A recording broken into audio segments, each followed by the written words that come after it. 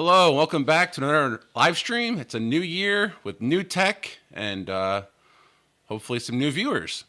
I see a bunch of you are here. The usuals, of course, are here first, as Grish, Toro, and Jeremy are here. I see Jason's Lab, Nils, and Tech for Fun, Joe. So I actually never see. Let's see here. This is working. Yep. Okay. So Jason says fiber question mark. We'll get to that in a second. Um, um, oh, and yes, Grish points out I do have a new microphone. So this is the Audio Technica AT 2040. I've been meaning to get a new microphone for a while, and I finally got one. So hopefully it sounds better. If not, let me know. I hope it does. The other microphone I had was, and this is no joke, from my high school days. Maybe early, no, it was high school. I bought it at a music shop, and it was used, I think, back then, or maybe it was new. I guess I shouldn't say that for certain. Either way, it's old, and it's what I had, so I used it. So, so hopefully this sounds better. Yeah,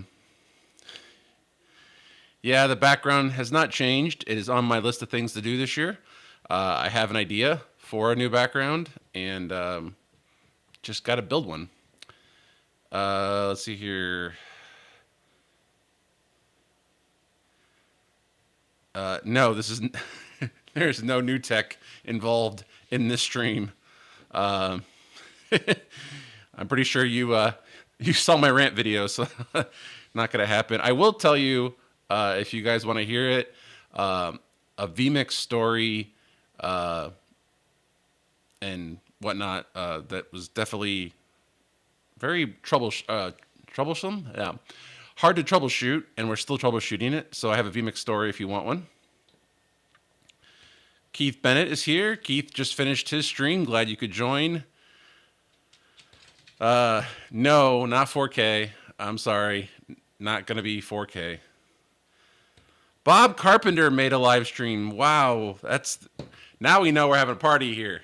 Welcome in, Bob. Glad to see you here. Really glad to see you here. It even sounds 4K. I do seriously want some feedback. If it does sound better, let me know. If it doesn't sound better, I mean, there's no mic processing on this. Not that I have a mic processor, but I guess in theory I could tweak, I don't know, something. But anyway, let me know. I think I'm viewing the chat out of order because things are. There we go. He says that's a good microphone. Grish says there's less background noise. That was the goal. As you probably know, the air conditioning unit is about 15 feet that way. And I was trying to reduce the background noise from the air conditioning, also the radon fan, the sump pump, all that stuff is sitting right over there. And so hopefully it sounds a lot better. Eric is here. Welcome in, Eric. I think we have a full house today. We got 11 viewers and only 4 likes. So please hit that like button. As usual, I usually show you or talk about, viewers, or I should say subscribers and watch hours, and I haven't streamed in quite some time, so I'm not even going to talk about that. Both are in the tank, we'll just say that.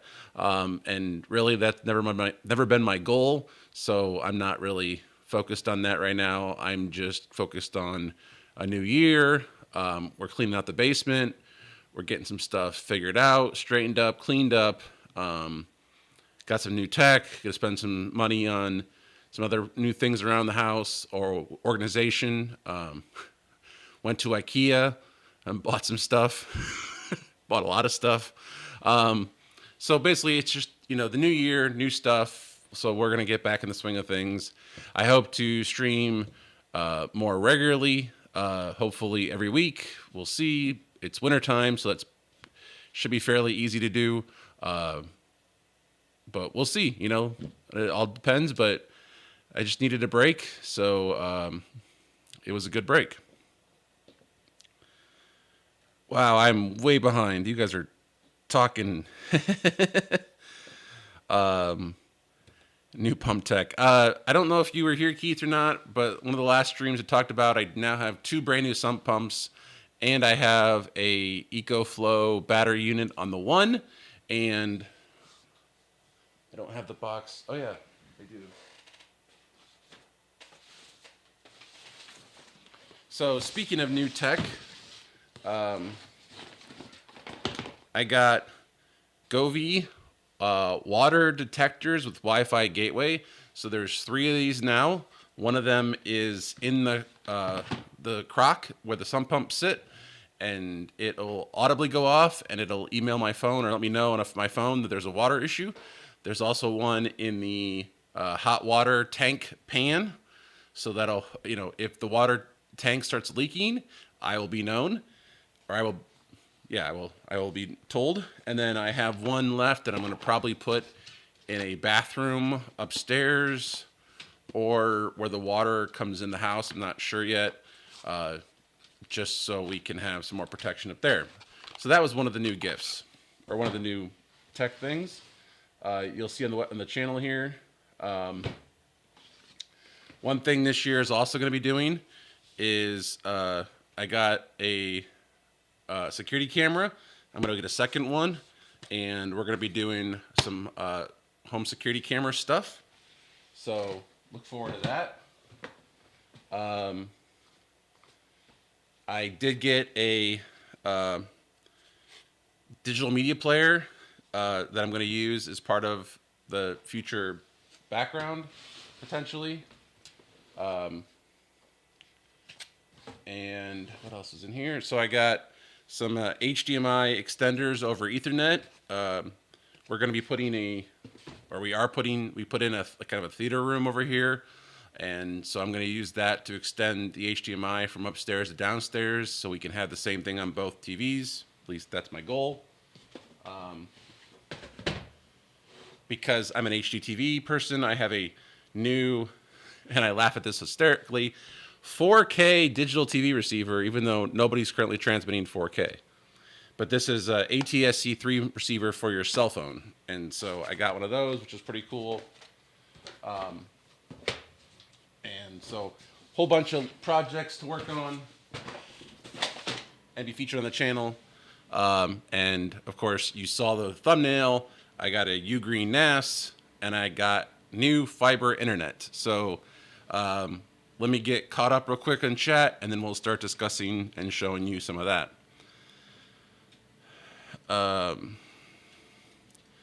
Grish says he wants the vMix story, so we'll come back to that. Getting a bit of distortion. It probably is. It probably is a little too loud. I did lower the volume in the Blackmagic software, but I didn't lower the volume on the mixer. So let me know if that is better. A little bit of clipping. Yeah, I just lowered it. Every vMix story from Jay sounds like a crime novel. Well, so,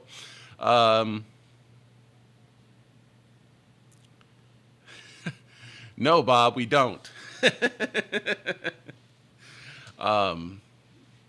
Gosh, I hope not.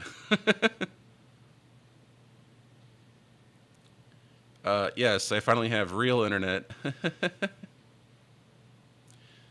That's probably my 9-pound dog walking right above me. I can hear her too.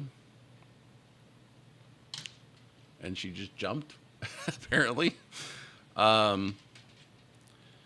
Josephus wants 4K, so maybe I'm being obnoxious. Request Dolby Atmos. No, we're not doing Dolby Atmos.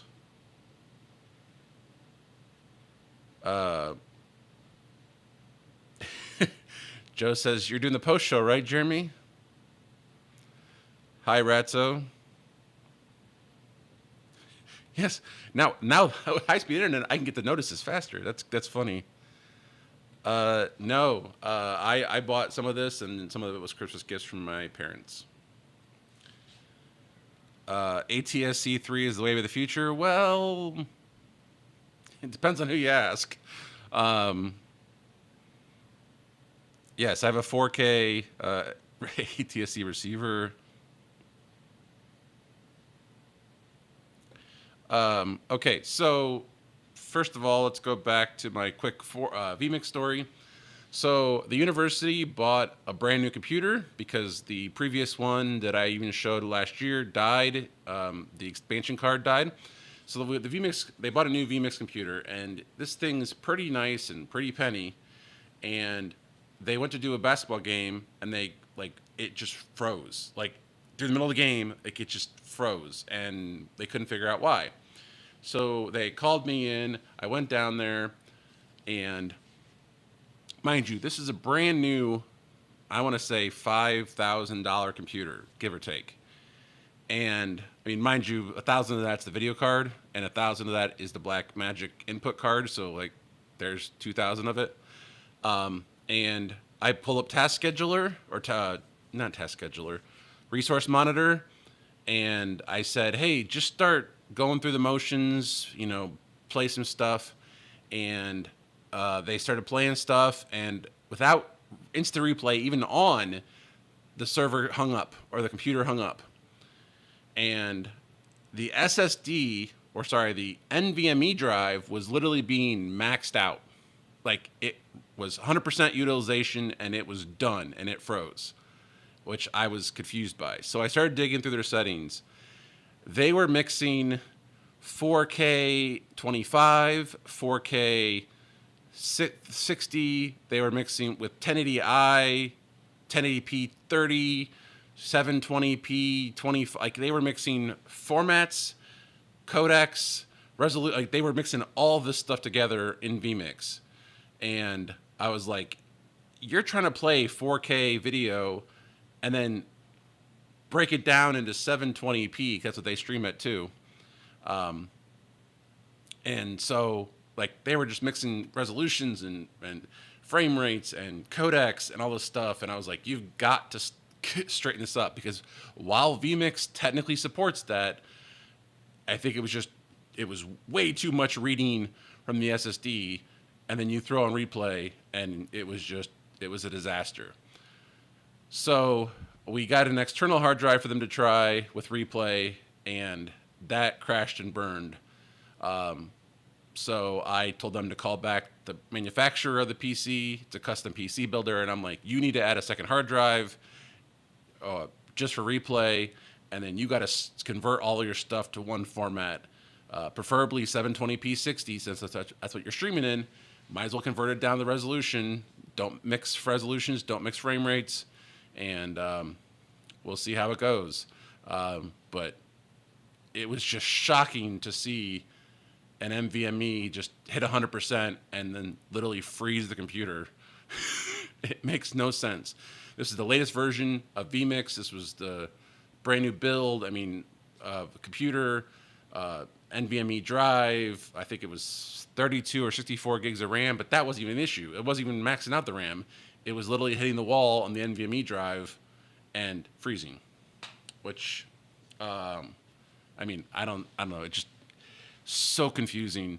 And this is why I often say just trusting software is not necessarily a good thing, because you can cause it to go into chaotic little loops, and then all of a sudden you can't control your stream. All the resolutions, why not? So that's my vMix story. So I guess the easiest one to talk about next is fiber. And in the preview, you saw the picture of this. This is just the strand that they had cut off. But finally, after I guess, 2 or 3 years of emailing this fiber company. It's a locally owned fiber company, so I'm not going to name it, but it's basically locally started. It was a wisp that then got into fiber, and then they recently got a bunch of investors, and so now they're expanding like crazy. And they finally came to my town, finally.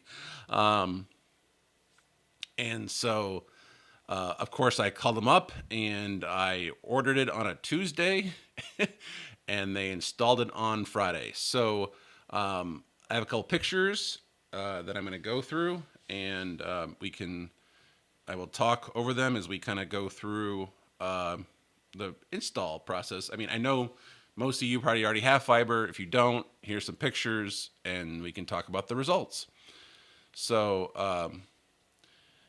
they ran fiber, of course, to everywhere, and so there are vaults, underground vaults behind the house. Every like whatever houses, like every like 5 or 6 houses, there's a vault. And so here's the vault behind my house. Yes, it snowed. It was a time it snowed all year, and the vault is full of water. I learned a little bit about this because obviously I was out there watching them do the install. And there's basically main tubes, and then there's like fiber premise or fiber to the premise tubes. And you can see there that there's fiber coming in, the one on the bottom, and fiber going out on the one on top. And there's a pull string on the, what I would call the local tube. I don't know if that's the correct name, but that's what I'm going to call it. That tube was either frozen or crushed because they could not pull that pull cable through. They tried to push the fiber down the line, and they only got so far. And so they spent quite a bit of time just doing that. And so, they're like, we can't get this fiber to run. And I was like, well, crap, now, what do we do now? So they called their manager, and they were told they could put my line down the main tube, because just to get the install working. So both of those tubes go down the street to this vault, this is where the tap comes in. So this is, I think it's got 8 outlets. But basically this is where my fiber line comes off of the main. It becomes a small cable like this. This has just got 2 strength members inside of it, and then 1 piece of glass in the middle. This stuff is actually very hard, like very rigid. It does not want to bend, like it snaps back in place. Not the stuff I'm used to seeing when it comes to fiber, because I think of fiber being, very bendable, very pliable, very fragile. This is definitely not that. So once they got the fiber from the vault down the street to the house, or to that vault, I should say, then they use this machine to bury the fiber a little bit down underground. It's not very deep, but it doesn't deep. So they trenched, I guess I'd say, what the proper term for this is, but they ran the across the backyard to the corner of my house where all my stuff is. And funny story, if you look in the background, there's a gray tube type thing, or gray cylinder sticking out of the earth. That is actually the cable system. So notice he's nowhere near the cable system, but after the install, Spectrum showed up and said, hey, there's an outage in your area. There's an outage. Like, we got to get in your backyard to look at this thing. And I'm like, well, this is a little awkward because I just had fiber internet installed like an hour ago. So I thought maybe for a second that these guys had somehow cut the fiber or cut the internet line. It turns out that was not the case. The neighbors, cable TV and internet were out. They come to that ped in the backyard. And the way this housing development was put together, it's just inside my fence. I guess if I ever redo the fence, I probably wouldn't put it into the fence, but nonetheless, it was in there. So It just happened to be a coincidence that the cable TV for my neighbor's house went offline the same day that I got fiber internet installed. So it was awkward telling the other company, hey, I just got rid of your service because, yeah. So, interesting story. Any comments? I wonder why the tube froze. Yeah, it's definitely sitting in water. I asked about that. I guess it's not uncommon, but I did find it interesting.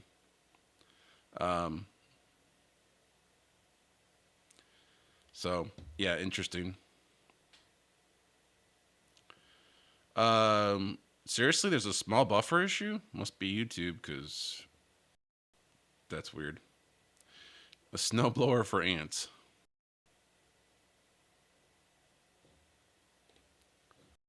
Let me look at my stream health. Just curious. My only thing I'm doing is like 5 or 6 megs up, and I'm doing 20 down. Like, I'm not even maxing out anything right now, so I don't know what you're seeing. Could be, I guess I probably should get a new encoder. That's probably the next thing on my list. Seriously, just buffered or stuttered. Interesting. So the guy, finally, the Spectrum guy did say that the outage was reported yesterday. So the fiber install had nothing to do with the cable outage, but it was just interesting for the fact that it was like an hour later, and the guy's here going, there's an outage. Seriously? Just stuttered again?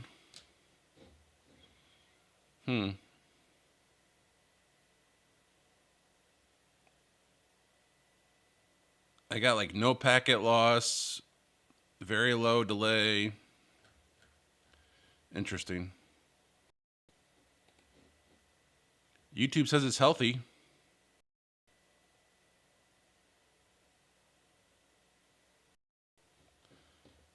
I don't know. Like I said, chances are it's probably my encoder. I probably got to get a new one. But they're so damn expensive. So yeah, so let's go back to this. So the guy trenched over, and then this was one guy. This was his partner. There were 2 guys here. They're not really busy apparently right now. So they had plenty of people to do it. This guy, of course, so he puts a box on my wall, brings the fiber up. He brought out his little splicer, and he put a pigtail on the end. The pigtail looks like this. So he then ran the fiber, a different fiber jumper inside the house, and it terminates into a GPON device from Nokia, which, as I commented the other day to people, I'm like, I haven't seen a Nokia device in years. And I believe this device is about 2 years old. So, but it works. Hold on a second.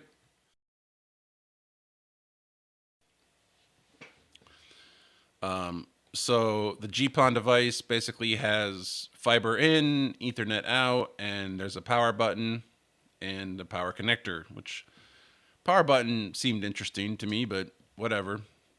So what kind of results did I get? Well, here is a speed test tracker, and I was documenting before and after. My download didn't really change. I didn't expect it to. Both advertise. One is 400 megs. The cable company was 400 megs. They gave me more than the 400. The fiber internet is 500, so it basically matches what the cable company was giving me before. The difference is here. Can you tell where the upgrade happened?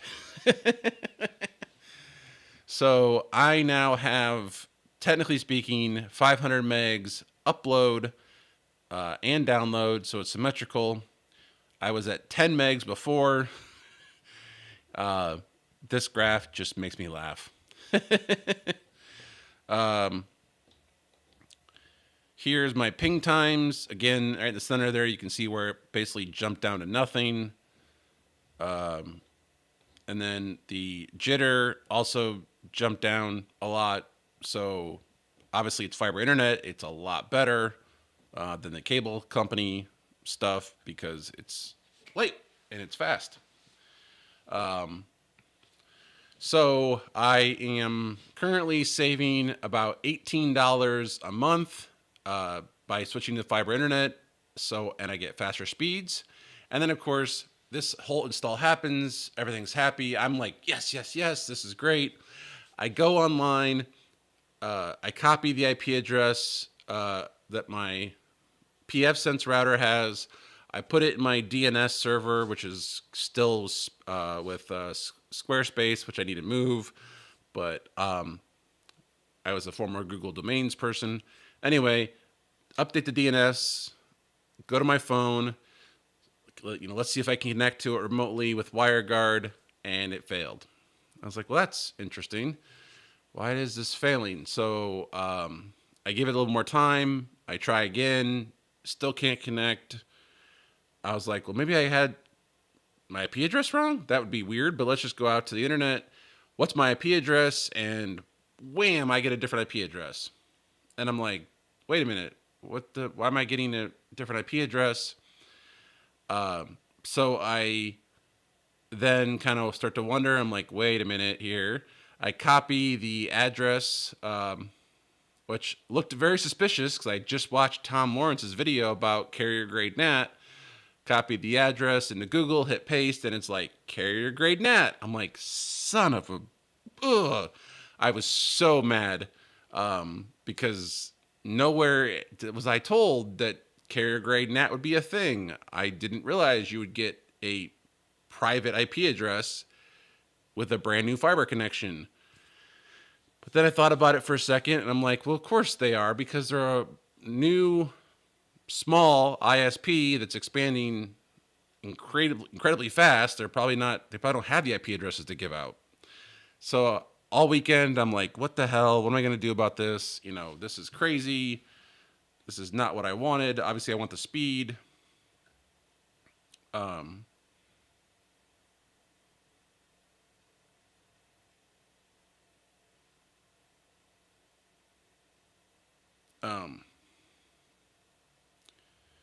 So, I was like, well, what the hell? So I emailed them today and I said, is there any chance I can get a public IP address that's not behind NAT?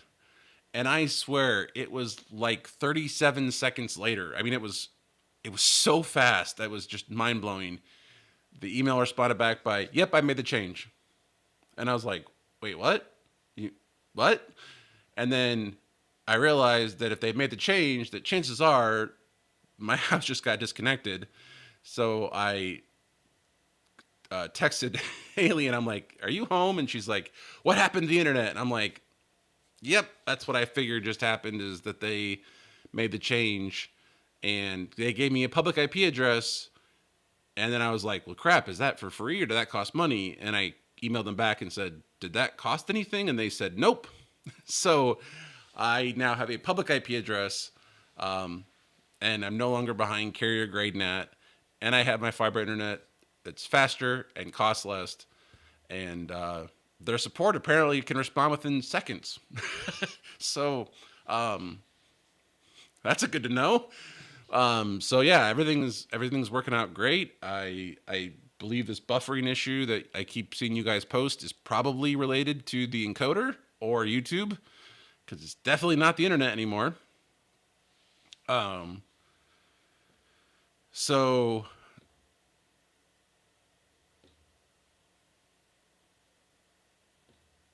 I have 10% loss at church.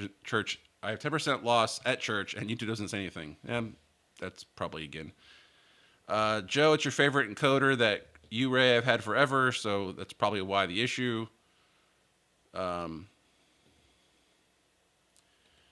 Could be that YouTube is having a CDN issue. I know that happened a couple weeks ago on somebody's live stream. I think it was Tom Lawrence. Like it was just chaotic. Vertical cable, is that what they call it? Joe says those Nokias are all over Connecticut. Yeah, that's right. He said ONT. I forgot that. Uh, yeah, who would have thunk it? 500 mega or 500 meg symmetrical. I actually don't play video games, so definitely not an issue.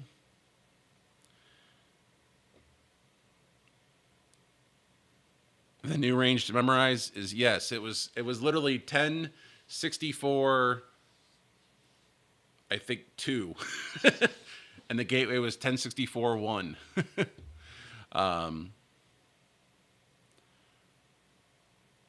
So yeah, it was like, oh crap, that that kind of sucks. I did actually, after talking to Bob, I think it did turn IPv6 on. By default, I had it off, and I was just curious if they even were handing out IPv6, and they don't even hand out addresses. Like, they don't have it enabled. So, at least not on the old connection. I have not tested it today. I did have an interesting problem that when I went to turn IPv6 on for testing, that my pfSense router hung, like just completely froze, internet disconnected, everything like that. So I don't know what that was about. Maybe Bob, the pfSense expert, can shed some light, but just enabling IPv6 on the router crashed the router. Turning it off did not, but turning it on did.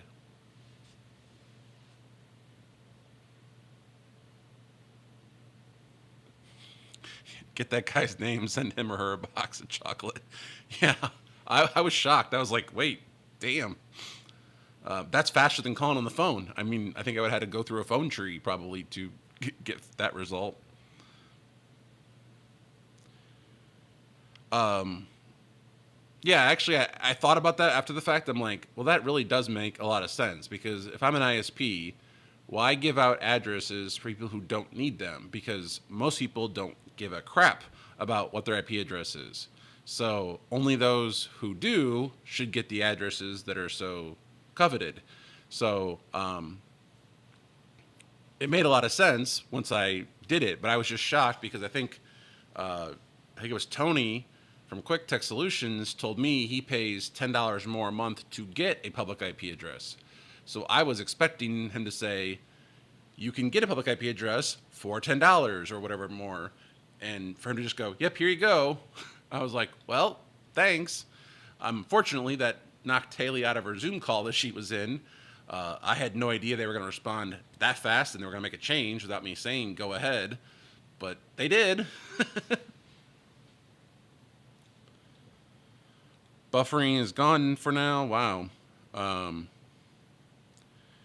Yeah, I know. I need to do something different. What I actually would like to do, and I know this is not conventional, is I would like to take the output of this and my rack setup and feed it back into a virtual machine and just have FFmpeg do the encoding. Build my own encoder. I think it'd be kind of fun. I mean, I'm basically already there. I just need to like make a batch script that does it, or modify that web page that I built a couple of like months ago, and basically make it so that I could just enter the stream key and then like hit go. That'd actually be a pretty fun project. I should do that. I should make that FFmpeg web page so I can pick the items and whatnot and then make an encoder. That'd be fun.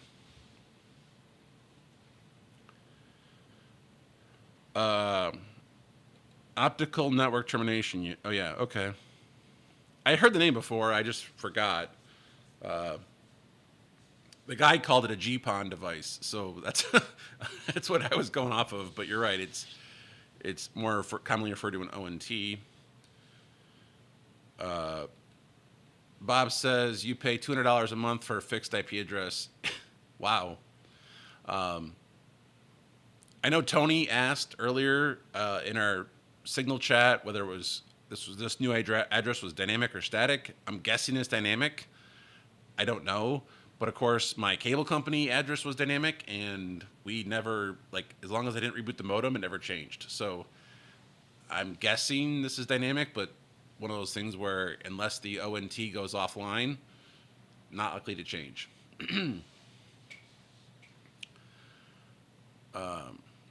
Joe says he pays for static IP addresses. I'm curious how much you pay and how many addresses do you pay for?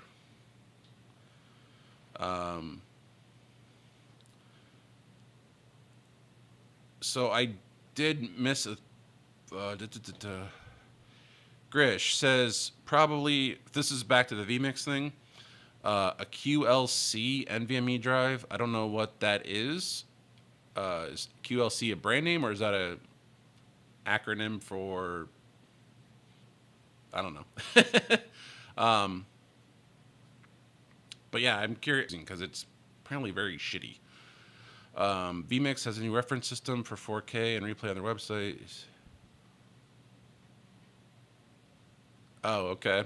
Well, they're not doing 4K, but they were playing 4K videos that the league sent them, and they were just literally downloading them from the league and putting them in. And I'm like, you guys got to transcode these things. So I introduced them to Handbrake, and we made a preset in Handbrake that they can use, and they were going to go through and transcode every one of their files to 720p, because even their like athletic director will hand them 4K drone footage or 4K video, and it's like, while in theory it should be able to play that and convert that, your systems currently can't do that. So let's reduce the complexity and see what happens.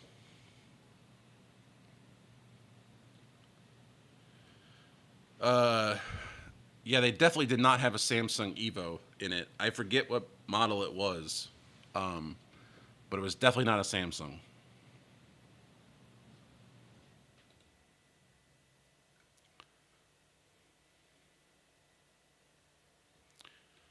Eric says the next step for the encoder is HU65 and SRT.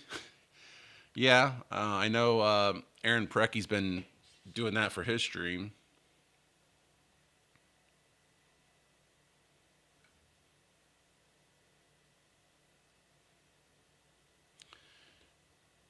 You can get an internet routable IP address on Starlink. Huh, interesting. Yeah, no, GPON is the technology. That's for sure.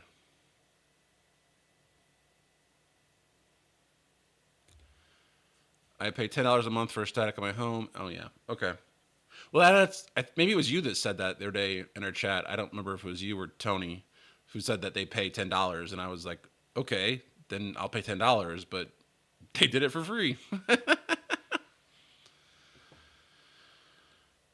Number of bits per cell and a bit of flash. Oh, I had no idea that was a thing. I'm guessing the more bits per cell, the worse the drive. My guess.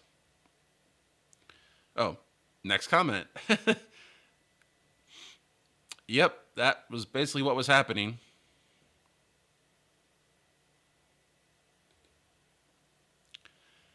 Interesting. Now I'm really curious to know what kind of drive it was and what kind of drives I have.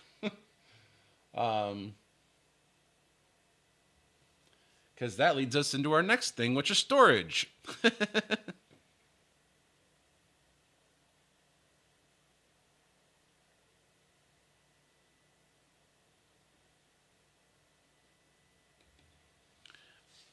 I don't know the answer to this.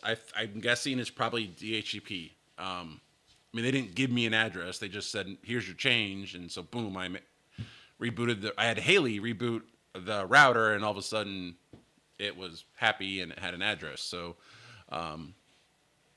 whether or not that will change or not, I don't know. I'm guessing it'll change if I reboot the device.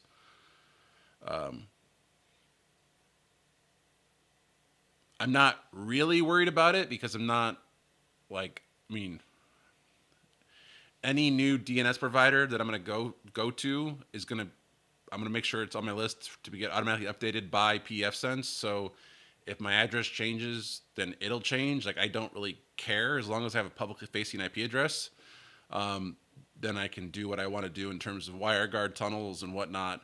And more importantly, access my Nextcloud from work, because I can't run a VPN software at work.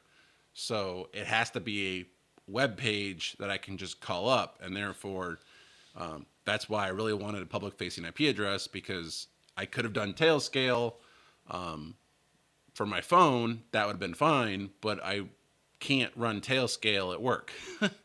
So that's why I need to have a public facing IP address.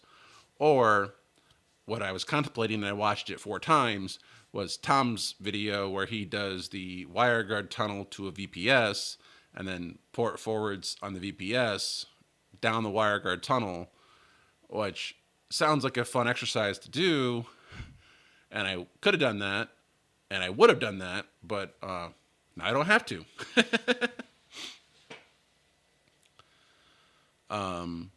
So yeah, Joe says he pays for that. I will find out. So sorry, back to storage. I will find out whatever happened or what kind of drive they have.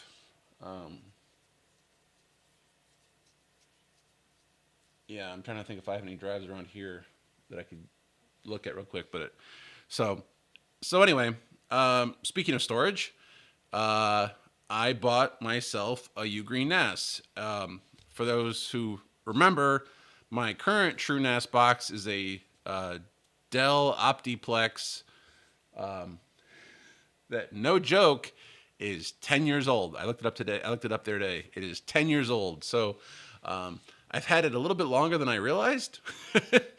And so obviously it was never designed to be a NAS. I just threw drives in it. And so I decided to buy myself a Christmas present and get a actual NAS. And Tony had one and really liked it. And based on a lot of the views that I've seen on the internet, it comes pretty highly regarded. So I bought one. This is currently as it was from the factory. Like, I haven't wiped anything on it yet. The only thing I did do right off the bat was I took out the standard 8 gig chip and put in 32. And I loaded it with 2 hard drives just to kind of play with it. And I thought we could walk through the web page for those of you who don't know what the Ugreen NAS software looks like. If you have a Synology, you will notice some similarities. So let's take a look.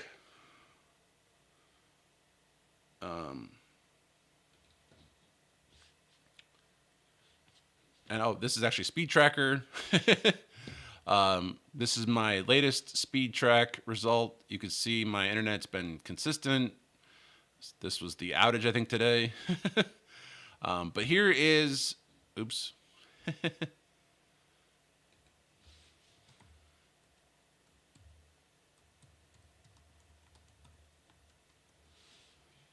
So this is what the Ugreen NAS software looks like. It should give you a Synology feel. Here's the storage manager. Again, this feels very much like Synology. I put a 6 terabyte hard drive in it, and I put an M.2 drive in it. Wow, that's getting awfully hot. I did not put the thermal paste in, or the thermal things in there. I need to do that. I just threw in there for testing. But basically, here's the kind of the layout of the thing. It's got 4 3.5-inch bays, and it's got 2 M.2 slots underneath, like everything. My plan is to have put in 2 drives, have it boot off the one, and then have one for caching, and then have all the data here. I do plan, if you haven't figured out already, I do plan to run TrueNAS on this thing. While this is really slick, there is some. I mean, this screams Synology, and it has app centers and whatnot, and you can install a bunch of apps like Docker, and you can. I installed Docker the other day. You can run containers on here, and it's got projects, and obviously the containers and images, and here's your network. I mean, this all is cool. I just like the idea of open source software. I like the idea of supporting that and using a system that I know is secure as opposed to this, which I don't know anything about Ugreen and their firmware. I think Tony said at one point that they had issues with it when they first came out with it, so that scares me a little bit. So this does have, oops, where did it go? Control panel. Again, this just screams Synology. This does have pretty, two networks, two NICs. This is the 10 gig one, and there's a 1 gig one. I actually had issues with this last night getting the 10 gig to work. I have a 16 port 10 gig switch, and so I plugged it in thinking it would work, and it did not. It wasn't until I reset the port on the switch that it actually lit up as 10 gigs. So I don't know if it was a switch issue, what it was, but this is currently sitting on my desk right next to me. So there's no 10 gig over here, but if I put it in another room, it can get 10 gig.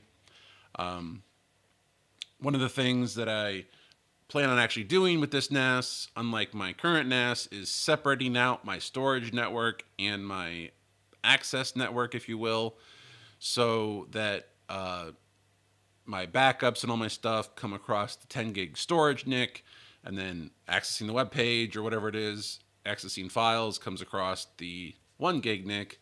So I definitely plan on actually separating out the two networks, since it has two network connections. That makes a lot of sense to me. Currently, my TrueNAS has got a 10 gig connection, and it's a trunk, but it only does the one VLAN, so it doesn't really, it's not really doing separation of storage and whatnot. I am really curious to see this run TrueNAS and do my backups at night, because my VM backups take, on average, 43 minutes to an hour. And there's only 7 of them, and they're not that big. So I'm not quite sure what's taking so long. And I'm curious if, this will improve that, but also if I separate out storage onto a dedicated NIC, if that'll make things faster. Because I think 43 minutes to back up 7 VMs that aren't very big is a little too long, in my opinion. So we'll see.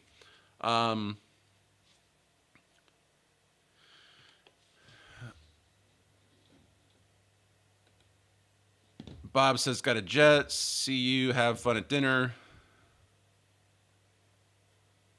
Doug Johnson has a website where he lists. Really?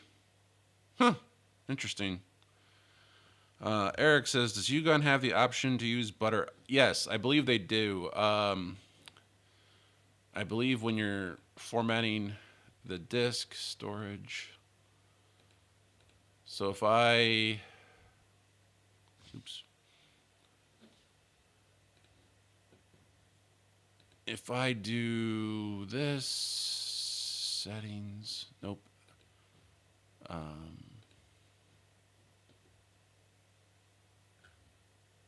Well, I don't care. There's nothing on here anyway. Oh, apparently I assigned Docker to that, I think I did, didn't I? So if I delete this one, why is it doing that? That's weird. Delete volume.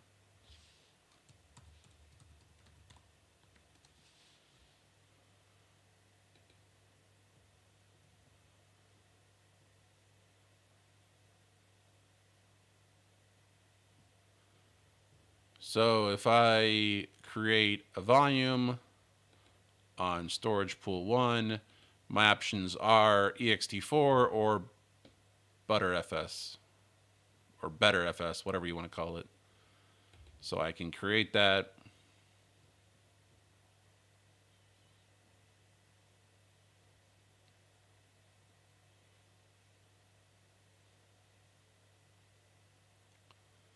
And there you go. So it's it does do ButterFS.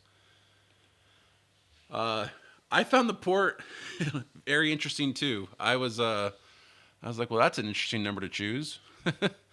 I forget which port Synology uses, but maybe that would be too on point for them.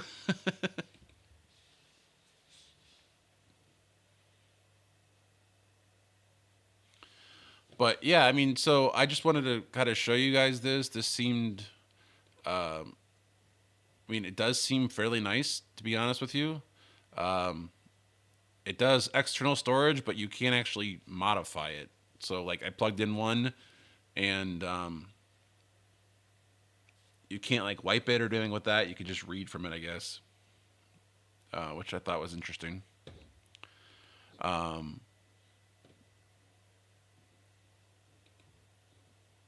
in case you were curious of the specs, the CPU tells you all kinds of the stuff. Interesting. Doesn't actually list the specs. It did. Wait, where did it run? It did somewhere. Control panel. About. Yeah, here we go.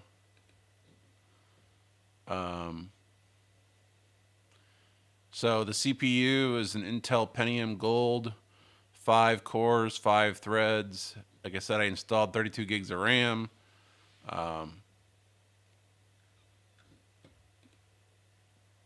Tells you all kinds of stuff. I mean, it's a nice interface. I'm very impressed with the. I'm actually very impressed with the interface and how nice it is and how responsive it is. Like it doesn't seem to lag. And it has a file browser, which, some of them don't. Overall, nice. This thing kind of is annoying, won't go away.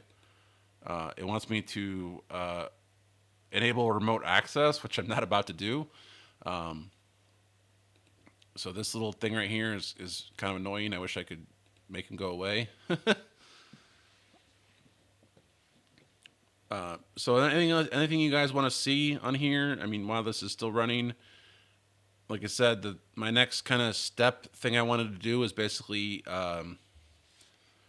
shut this off, grab my drive out of my TrueNAS box and see if I can actually boot to it and go from there. Joe says, is it 5,000? That sounds familiar. Something uses that port. So I could be wrong. This box was about $580, I think it was. I did not pay this price. So,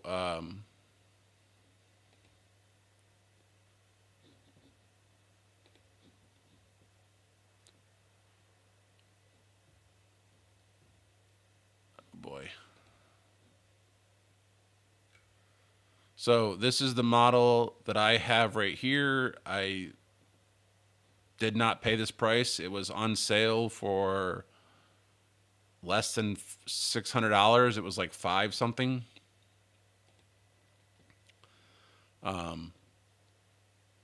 But this is the 4-bay version they make.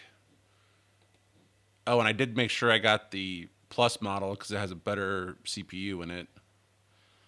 This is the 8-bay of the same series, the Plus. It has a much better processor in it. Also significantly more expensive.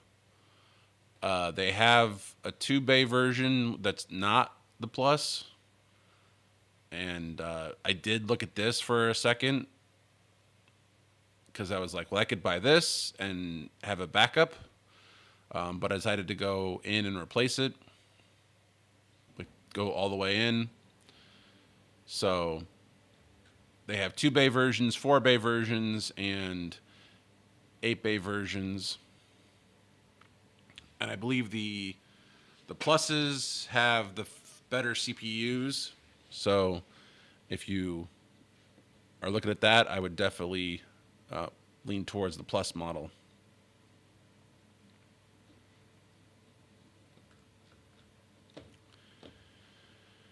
So that's basically the gist of what's been going on around here. Been fun. Get the new stuff in the house from IKEA, the new stuff for Christmas, the stuff I just bought, the new internet. I am probably going to,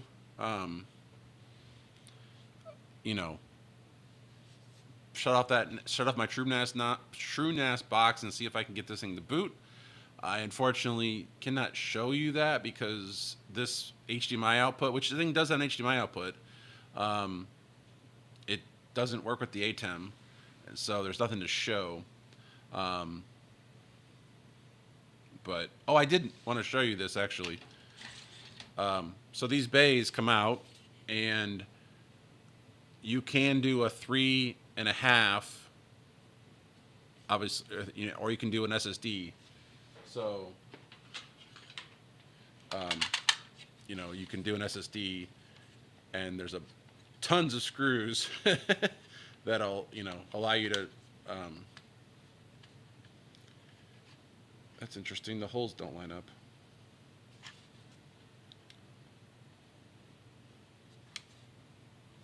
Huh. Well, in theory, you can do an SSD, but you can't get the.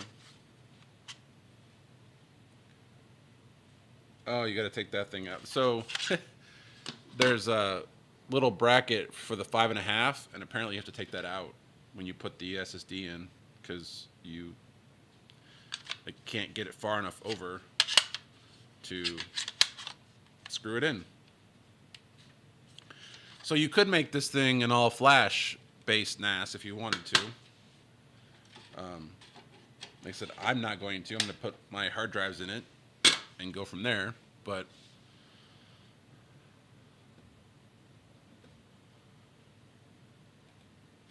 it was time. It was definitely time to spend some money and do some upgrades.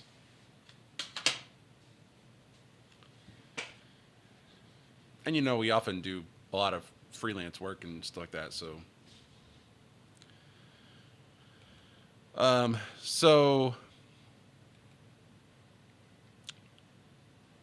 basically that was what I wanted to show you guys tonight. I am thinking about trying the TrueNAS thing live, but I obviously can't really show it to you because, again, the HDMI output doesn't work very well. But in theory, I can try it now. Let me shut off my TrueNAS box. Speaking of TrueNAS, I just got a notification that Tom Lawrence posted a video about TrueCloud. Guess we'll watch that one later.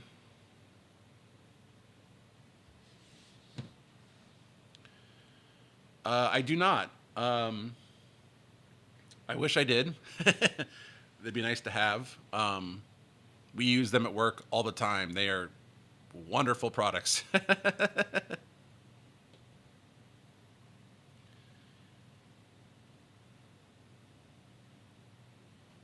Scale that HDMI. Yeah, those things are great. I mean, we have so many of them lying around the station for things. They do various things. They're great. I mean, they're HDMI to SDI converters, they're scan converters, and if you buy the right one, it's also a DA. So I mean, it does 3 things in one, and they're rock solid. I mean, you could hammer a nail in with them. I think the cases are amazing. So yeah, let me let me shut off my TrueNAS box.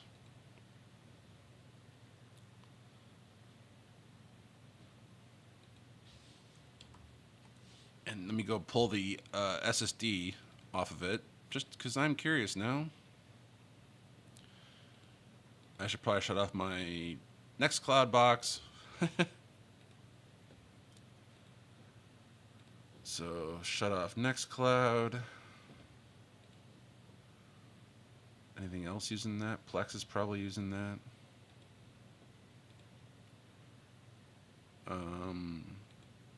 Rivendell is not, but it doesn't need to be running.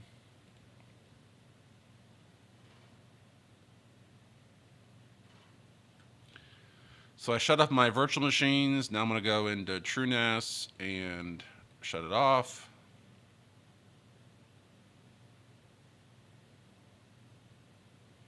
If I can log into it, which is giving me fits about right now. Why is it? What the hell?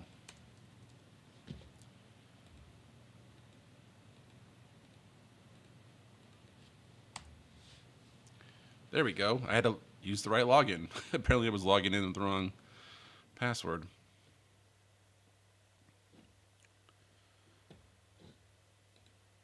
Shut down TrueNAS. Yes, confirm.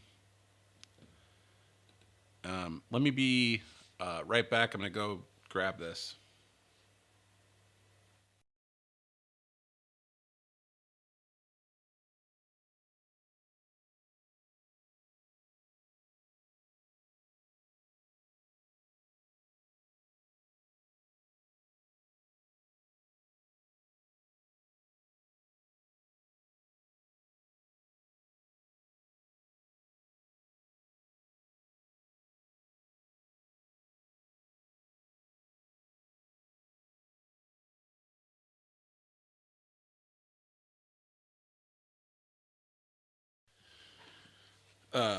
So I did want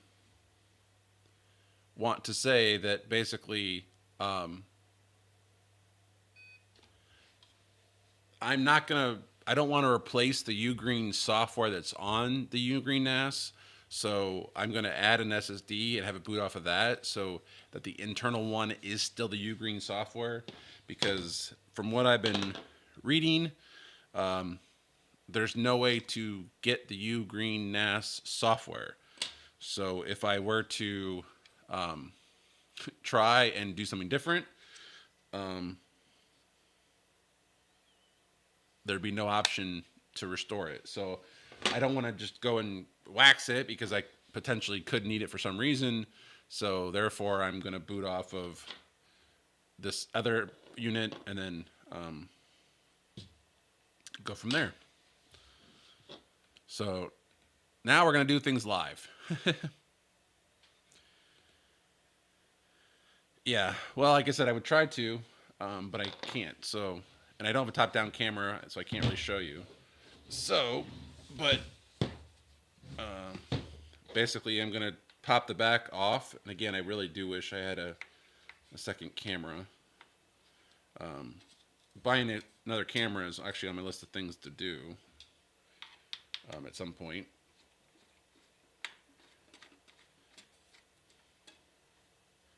So on the bottom of the NAS, there is this plate, and then there's two RAM chips, or RAM slots, and then there's the two M.2 slots. So currently, oops, I just lost the screw. There we go. So I have one currently occupied with just a test stick. And so I'm going to pop that out just so I don't get things confused.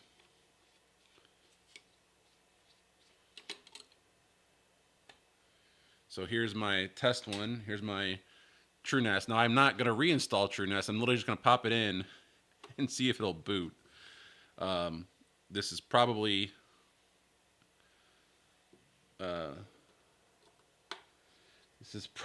not going to work the way I expect it to work, but we will see. Um, this is TV Braille. That's funny. No, I don't think it'll be next Christmas. We'll see. um, so now I need to get a keyboard.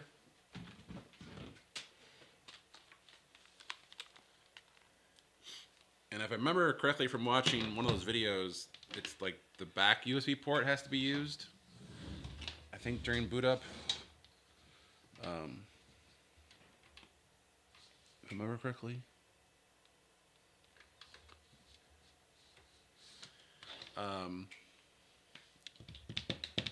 And then I gotta plug a monitor in. I don't have a monitor available. So let me go make a change real quick. I'll be right back.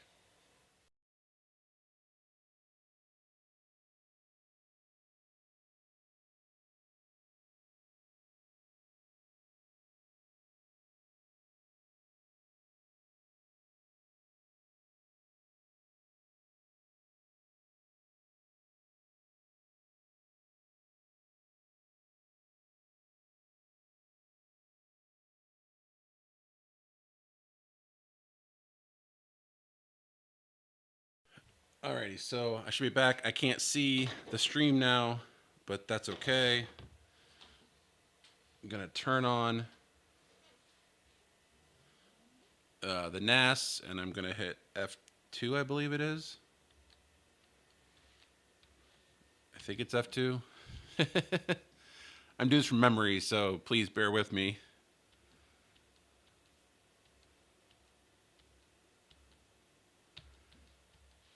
I hope it's F2.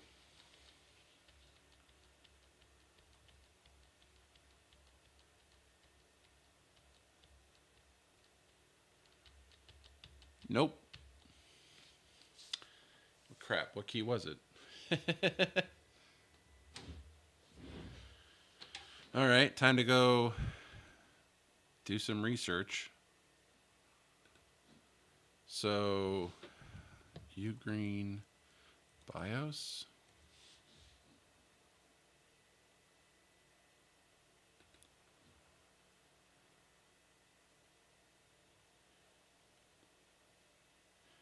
Oh, it's Control and F12.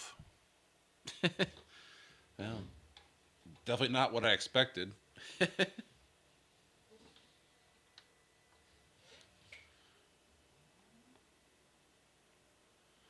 So let's try this again.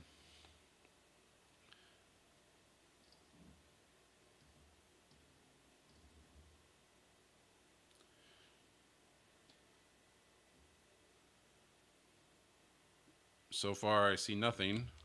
There we go. So now I guess I wish I really could show this.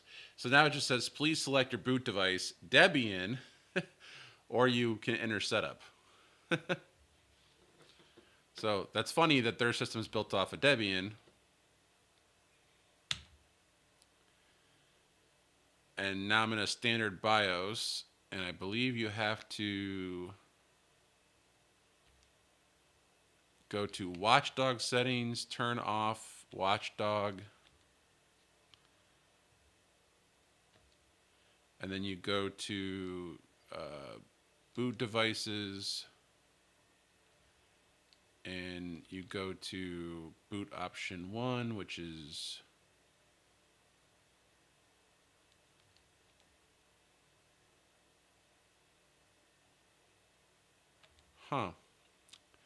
it's not in here.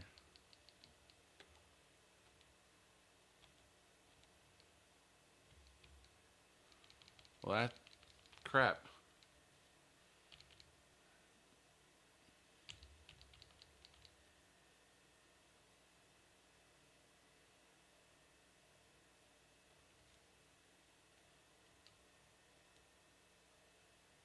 Maybe this is it. Save and exit.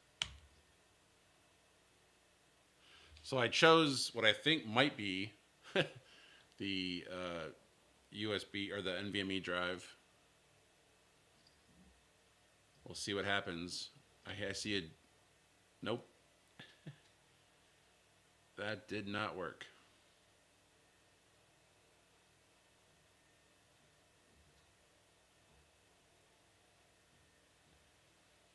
Well, crap. Of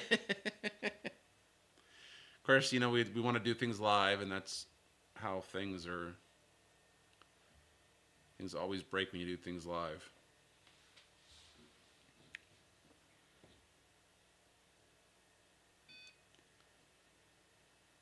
All right, what are you guys saying? You're probably making fun of me. Nope. So, all right, well, let me try that again. The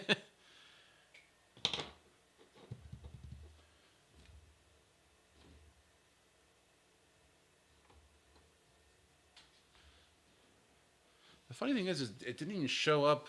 It didn't show up as even in like the. I wonder if you got to be in the first slot. Does the slot matter? I don't. Shouldn't.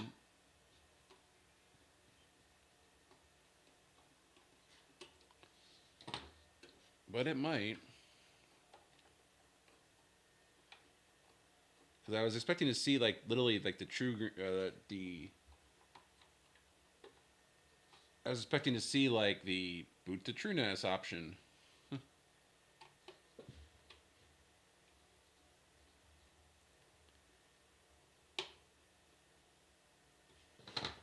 But it didn't. It gave me. It gave me no options. I mean, it gave me a bunch of USB options, but that wasn't the obvious one.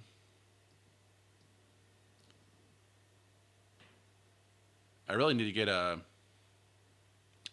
like a way to convert HDMI resolutions into something I can actually show you guys.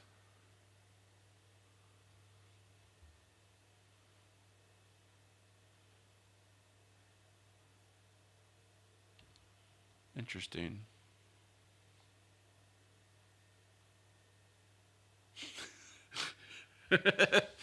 TrueNAS or TrueGreen, LOL, best slip of the ton.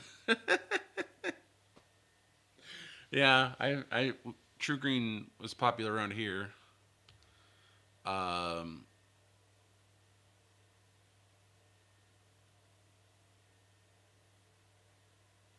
Interesting. It says that the NVMe 1 is a KX something or other, and NVMe 2 is the US. So watchdog settings are off, which is, I know that was the first thing you had to do.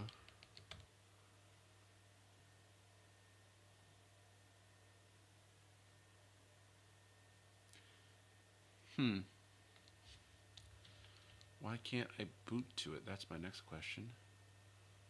Boot.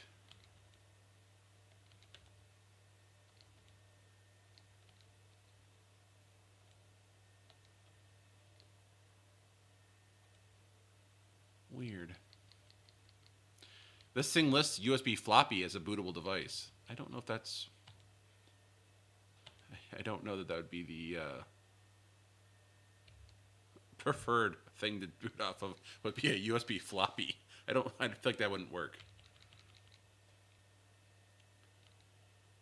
Oh, right here, the boot options are disabled for anything but the third one.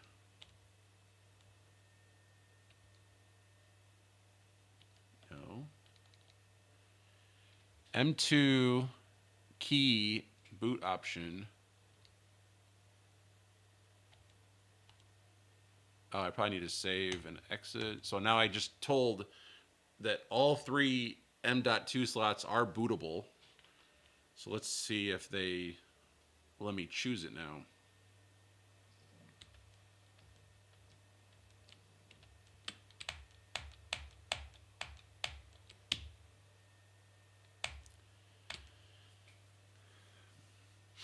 Oh, you're right, Joe.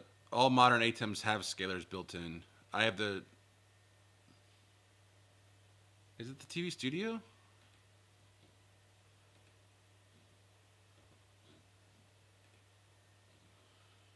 I forget which one I actually have.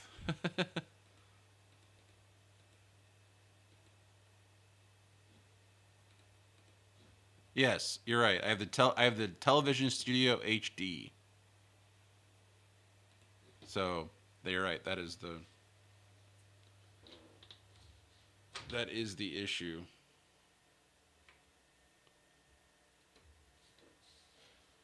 So, hey David, thanks for being here. Um, Currently, I am trying to boot my Ugreen NAS that I bought for Christmas into TrueNAS uh, by swapping out the NVMe drive just to see if I can get to boot.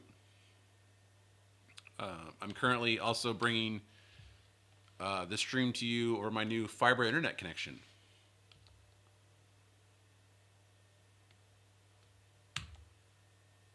Hey, I see TrueNAS now, and it's gonna boot. It is currently booting TrueNAS Scale. Well, that was easy.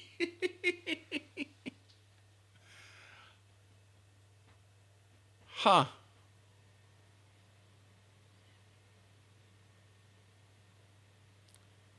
Maybe.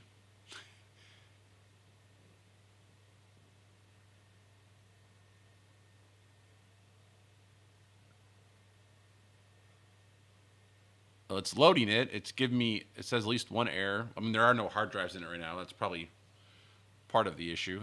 It wants its ZFS pool.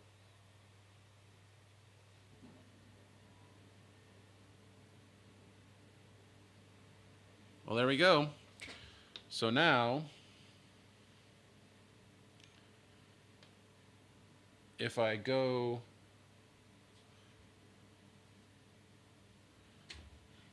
oops, I have to swap the cable again.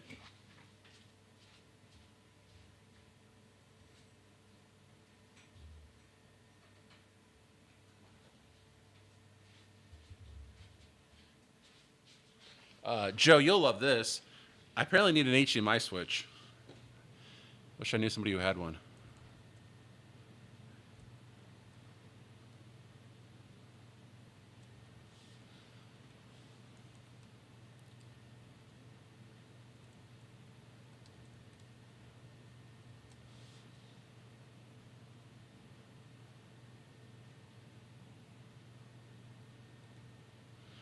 Oh, wait a minute. This isn't going to work because the IP address is probably changed. Let me go find out its new address. It is on a different subnet.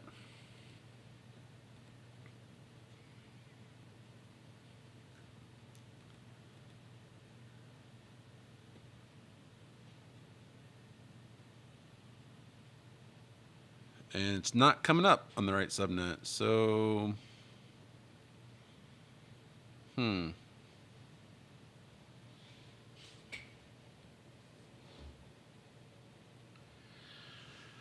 Ooh, the NIC doesn't even light up. The NIC shows no connectivity. Well, that's not good.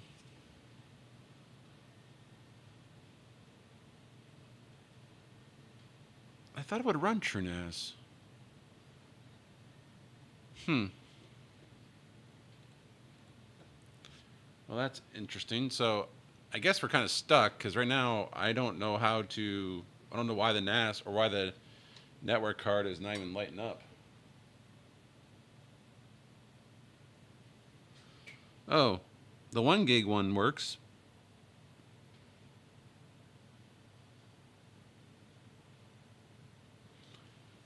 Interesting.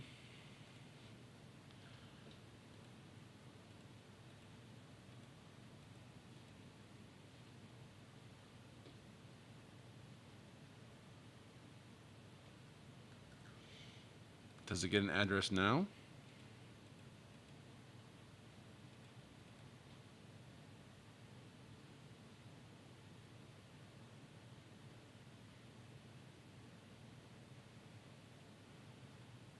Nope. Still nothing.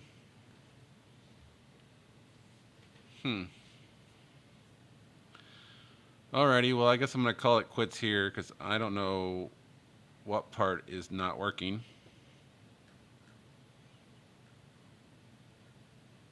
So I thank you all for being here. Hopefully you had some fun. I will probably be back next week, same time, Tuesday nights until football season's over. So thank you all for being here. Hopefully you all had a good night, and I will see you soon.